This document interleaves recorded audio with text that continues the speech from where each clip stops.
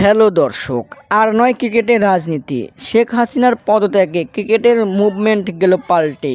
সব কিছু নতুন করে শুরু করতে চায় বিসিবি, হাবিবুল বাশার ও মিনহাজুল আবেদিন নান্নু। দেশে ক্রিকেটে আসতেছে নতুন পরিবর্তন। টিম ম্যানেজমেন্ট থেকে শুরু করে টাইগারদের নতুন কোচ, নতুন ক্যাপ্টেন। টাইগার একাদশ থেকে অযোগ্য ক্রিকেটারদের ছাঁটাই করতে প্রস্তুতি শুরু করে দিয়েছে ক্রিকেট বোর্ড। বিগত দুইটা বিশ্বকাপে হতাশায় ভরাডুবি করেছে টাইগাররা। এর আসল কারণ রাজনীতির চালে অযোগ্য ক্রিকেটারদের দলে নেওয়া ও অযোগ্য ক্রিকেটারদের দায়িত্ব দেওয়া। এবার দেশের ক্রিকেট হবে উজ্জ্বল। বাদ পড়তে পারেন হেড কোচ হাথুরু সিং ও ক্যাপ্টেন শান্ত, লিটন কুমার দাস ও সাকিব আল হাসান সহ আরও বেশ কয়েকজন। দলে ঢুকছে মেহেদী হাসান মিরাজ, এনামুল হক বিজয় সহ আরও ভালো পারফর্ম করা ক্রিকেটাররা। এবার দেশি কোচরা পাচ্ছে সুযোগ সুবিধা। টাইগারদের নতুন ক্যাপ্টেন হতে পারে অভিজ্ঞ ওপেনার তামিম ইকবাল।